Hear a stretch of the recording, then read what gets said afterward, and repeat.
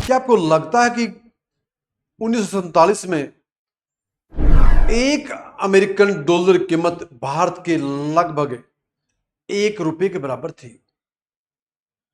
परंतु बड़े आश्चर्य की बात है, आज $1 की कीमत भारत के ₹85 से ज्यादा होगी। क्या ये अमेरिका की ताकत या भारत की कमजोरी को दर्शाता है? नमस्कार दोस्तों, आज हम बात करेंगे क्यों दिन प्रतिदिन भारतीय रुपया नीचे गिरता जा रहा है। दूसरी तरफ क्यों यूएस डॉलर दिन प्रतिदिन बढ़ता जा रहा है। 1947 में जब देश इंडिपेंडेंट हुआ तो डॉलर को भारतीय रुपये के मुकाबले ऑफिशियल एक्सचेंज रेट से नहीं जोड़ा गया था, क्योंकि भारत इंग्लैंड का उपनिवेश था।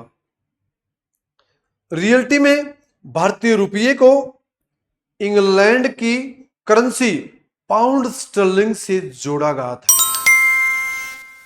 जब 47 में भारत आजाद हुआ, उस टाइम इंडियन इकोनॉमी एक क्लोज्ड इकोनॉमी थी। न हमारा ज्यादा एक्सपोर्ट था, न ही हमारा इंपोर्ट था, और न ही भारत पर ज्यादा विदेशी कर्ज था,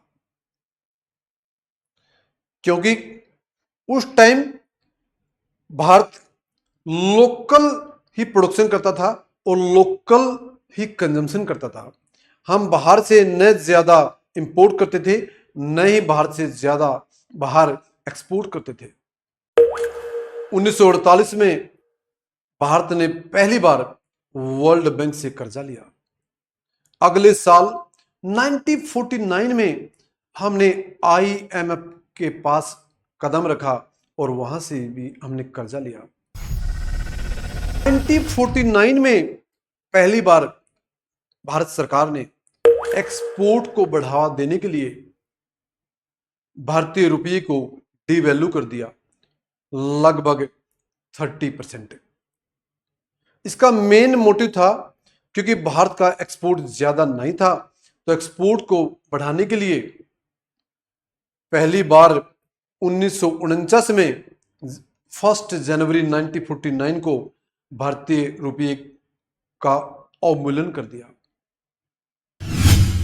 1951 में जब पहली बार 5 ईयर प्लान बनाई गई, 5 वर्षीय योजना का निर्माण किया गया। इस योजना का मेन उद्देश्य था कि भारत का एक सुनियोजित ढंग से विकास किया जा सके, क्योंकि अंग्रेजों ने यहां का कोई भी डेवलपमेंट नहीं किया। जो भी, चाहे प्राइमरी सेक्टर था, चाहे मैन्युफैक्चरिंग सेक्टर था, चाहे सर्विस सेक्टर था, अंग्रेजों ने अपने बेनिफिट के लिए किया। परंतु जब पहली बार 1951 में फर्स्ट 5 प्लान बनाई गई, तो सरकार ने कई टारगेट रखे। इन उद्देश्यों को 5 साल में पूरा करने का एक टारगेट रखा गया। 1962 में हमारा चाइना से युद्ध हो गया। चाइना युद्ध होने के कारण हमारा बहुत ज्यादा पैसा इस वॉर में खर्च हो गया और देश पर कर्जा बढ़ता गया।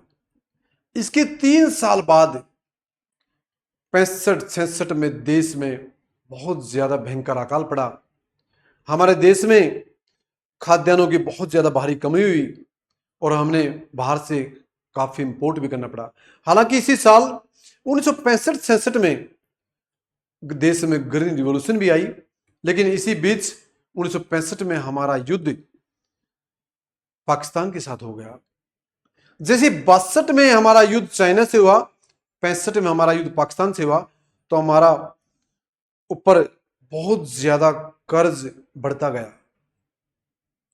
उसके अगले साल 66 में भारत सरकार ने दूसरी बार लगभग 57% भारतीय करेंसी का अवमूल्यन किया गया, इंडियन करेंसी का डिवैल्यूएशन किया गया। जैसे पहली बार 1949 में 30%, दूसरी बार 1966 में 57% डिवोल्यूशन किया गया। इसका भी मेन ऑब्जेक्टिव इंडियन एक्सपोर्ट को बढ़ावा देना था, भारत को एक आत्मनिर्भर देश बनाना था। 1971 में फिर हमारा पाकिस्तान के साथ वॉर हुआ। इस टाइम भी भारत सरकार पर बहुत ज्यादा कर्ज हो गया, जहां भारत ने इंफ्रास्ट्रक्चर पर इन्वेस्टमेंट करना था, मैन्युफैक्चरिंग पर इन्वेस्टमेंट करना था, सर्विस सेक्टर पर इन्वेस्टमेंट करना था, वो सारा पैसा युद्ध पर लग गया। 1970 और 80 के दशक में भारत सरकार ने इंफ्रास्ट्रक्चर का डेवलपमेंट करने के लिए वर्ल्ड बैंक, IMF और दुनिया के कई देशों से कर्ज की मांग करी और कर्ज भी लिया, लेकिन हमारे एक्सपोर्ट इतने नहीं बढ़े जितने हमारे इंपोर्ट बढ़े, क्योंकि जो हमारे एक्सपोर्ट की जो क्वालिटी है, जो प्राइस है, वो बहुत ज्यादा हाई प्राइस है, क्वालिटी लो है, और भारत में एक्सपोर्ट सब्सिडी का भी अभाव रहा है, और एक कारण भारत में एक्सपोर्ट ना बढ़ने का माल प्रैक्टिसेस है। 1991 में भारत सरकार ने जब पहली बार LPG मॉडल को अडॉप्ट किया, लिबरलाइजेशन, प्राइवेटाइजेशन और ग्लोबलाइजेशन, क्योंकि 91 से पहले इंडिया एक तरह से क्लोज्ड इकोनॉमी थी, जो मैंने पहले बताया। 1991 में हमारे पास मात्र 15 दिन का ही फॉरेन एक्सचेंज रिजर्व था, जिसे हम बाहर से क्रूड ऑयल जैसी चीजों का आयात कर सकते थे।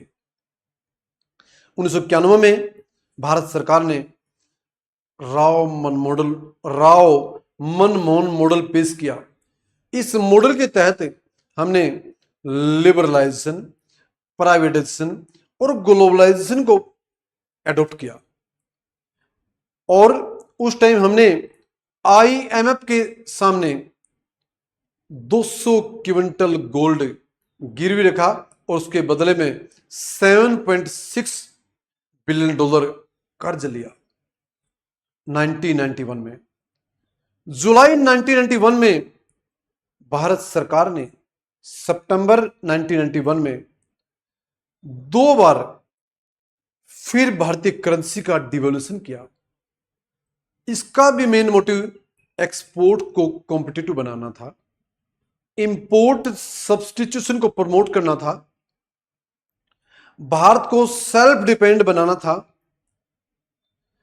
इसलिए हमने पहली बार 1949 में 30%, 1966 में 57% और 1991 में 18% के आसपास भारतीय करेंसी का डिवैल्यूएशन किया। भारत 91 के बाद विकास के पथ पर चलना चाहता था, क्योंकि हमने IMF और वर्ल्ड बैंक के दबाव में विदेशियों के लिए अपने दरवाजे खोल दिए। भारत अब पूरी दुनिया से जुड़ गया और विदेशी एक्सपोर्टर, विदेशों से बहुत ज्यादा भारत में FDI आना शुरू हो गया। जैसे 1950 में भारत का जो एक्सटर्नल ट्रेड था वो लगभग 1200 करोड़ का था, लेकिन आज 2025 में वो $825 बिलियन के आसपास पहुंच गया है। परंतु फिर भी भारतीय रुपया इतना क्यों गिर रहा है? क्योंकि फर्स्ट जो रीजन है वो हमारा इंपोर्ट बहुत ज्यादा है, एक्सपोर्ट कम है। हम बहुत ज्यादा तेल के इंपोर्ट पर खर्च कर रहे हैं।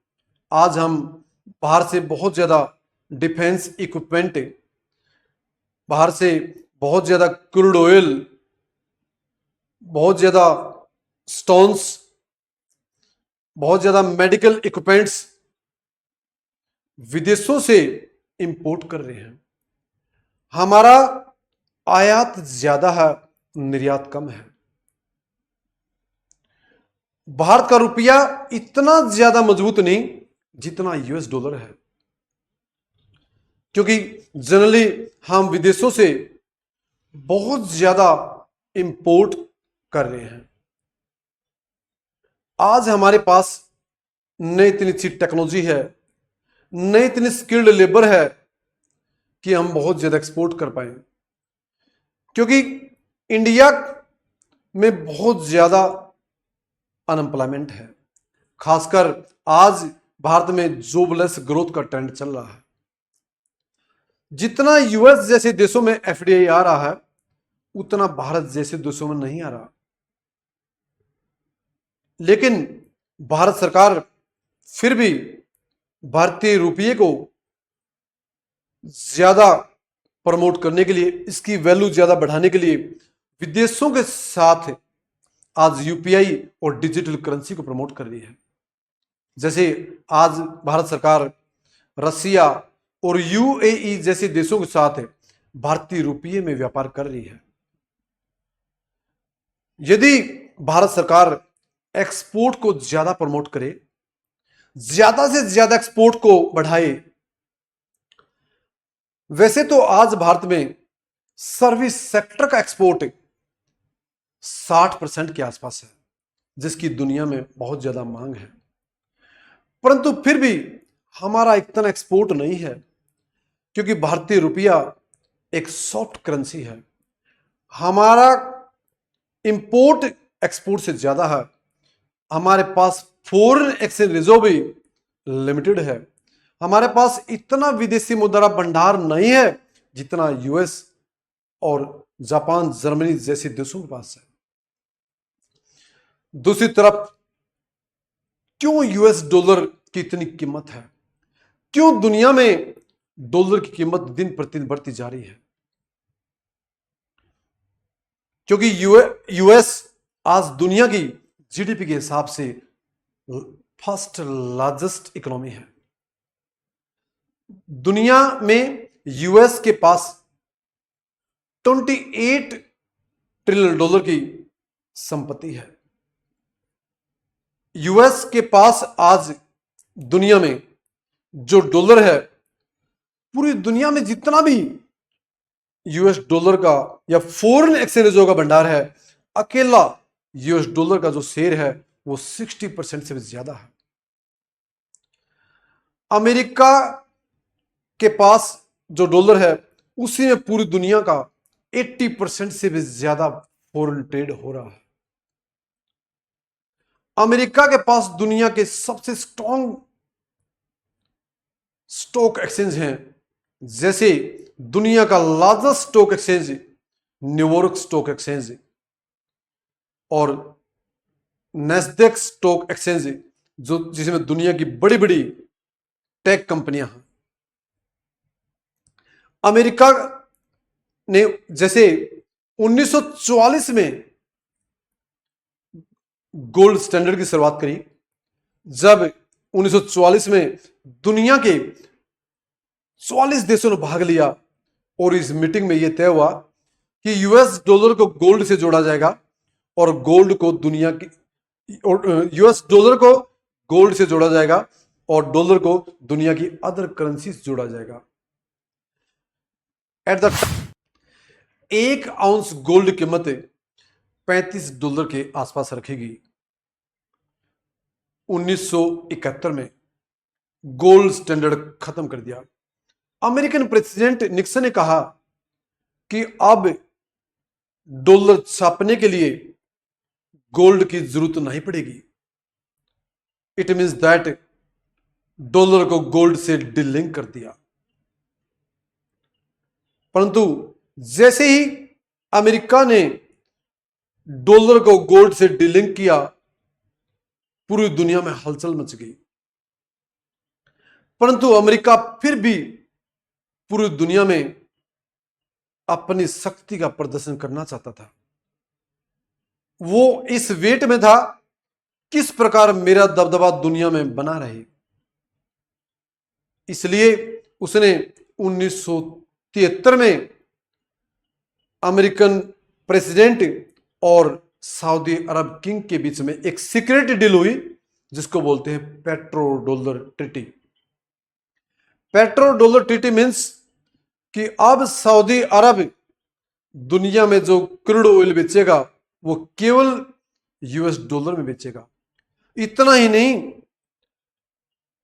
सऊदी अरब जितना पैसा कमाएगा तेल बेचने से वो सारा पैसा अमेरिकन स्टॉक मार्केट में लगाएगा। इसी बीच 1973 में स्विफ्ट का गठन हुआ जिसके आज 200 से भी ज्यादा मेंबर कंट्री हैं और दुनिया के 11,000 से ज्यादा बैंक और फाइनेंशियल इंस्टीट्यूशन इसे जुड़े हुए हैं। स्विफ्ट पर आज अमेरिका का कब्जा है। स्विफ्ट एक प्रकार का, जब एक देश से दूसरे देश में सही एफडीआई किया जाता है, सही फाइनेंस का ट्रांसफर किया जाता है, जितने भी दुनिया में जो बड़े बड़े लेन देन होते हैं वो स्विफ्ट के माध्यम से होते हैं। क्योंकि आज अमेरिका का चाहे वर्ल्ड बैंक है, चाहे आईएमएफ है, चाहे स्विफ्ट जैसी संस्थाएं हैं, चाहे डब्ल्यूटीओ है, हर अंतरराष्ट्रीय संस्था पर अमेरिका का दबदबा है। उसके बाद जैसा कि मैंने पहले बताया कि अमेरिका पर पूरी दुनिया का ट्रस्ट है। अमेरिका में एक्सपर्ट मानते हैं कि यहां पर पॉलिटिकल स्टेबिलिटी है। जब पूरी दुनिया में आर्थिक संकट आ जाता है, इकोनॉमिक इंस्टेबिलिटी क्रिएट हो जाती है, तो American federal bank interest rate को बढ़ा देता है। तब पूरी दुनिया के जो इन्वेस्टर हैं वो विभिन्न देशों से अपना पैसा निकालकर अमेरिकन स्टॉक मार्केट में इन्वेस्ट कर देते हैं, क्योंकि वो समझते हैं कि डॉलर पूरी दुनिया का सबसे स्ट्रॉन्ग वेपन है। पूरी दुनिया, जैसा कि मैंने पहले बताया, सही कोई लेन देन है, सही रिजर्व की बात है, सबसे ज्यादा ट्रस्टफुल करेंसी यूएस डॉलर है। जैसे आज जियो पॉलिटिक टेंशन चल रही है, एक तरफ इजराइल और ईरान वार, दूसरी तरफ 2022 से रसिया यूक्रेन वार चल रहा है। इस जियो पॉलिटिक्स टेंशन में भी दुनिया के बड़े बड़े इन्वेस्टर केवल एंड केवल यूएस डॉलर में ही ट्रस्ट करते हैं। वो समझते हैं कि यूएस डॉलर दुनिया की सबसे स्ट्रॉन्ग करेंसी है, ये कभी भी फेल नहीं होगी, क्योंकि अमेरिका पर पूरी दुनिया का ट्रस्ट है। चाहे अमेरिका के पास नाटो हो, चाहे अमेरिका के का hold world bank, IMF, Swift और डब्ल्यूटीओ जैसी संस्थाओं पर हो, हर तरह से आज पूरी दुनिया में अमेरिका का बोलबाला है। इसलिए पूरी दुनिया का ट्रस्ट यूएस डॉलर पर बढ़ता जा रहा है। भारतीय जो रुपया है वो एक सॉफ्ट करेंसी है।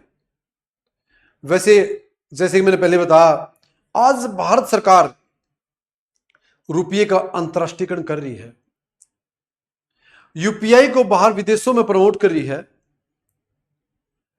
आज वैसे तो ब्रिक्स जैसी कंट्री